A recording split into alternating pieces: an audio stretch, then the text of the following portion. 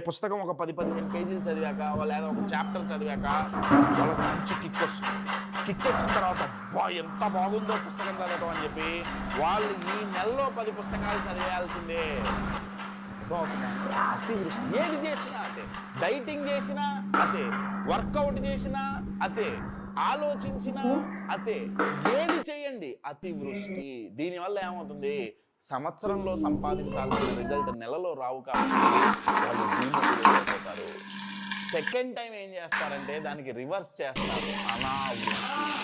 అనావృష్టి అంటే ఏంటంటే నెలలో చెయ్యగలిగింది సంవత్సరం పొడుగుతూ చేయాలనుకుంటారు. ఒక పుస్తకాన్ని సంవత్సరం అంతా చదువుతూనే ఉంటారు. నేను పుస్తకం అనేది ఒక ఎగ్జాంపుల్ ఇస్తున్నా. వెయిట్ లాస్ తీసుకుంటే ఫస్ట్ నెలలో అతివృష్టి అంటే 10-15 కేజీలు తగ్గేయాలి ఫస్ట్ నెలలోనే.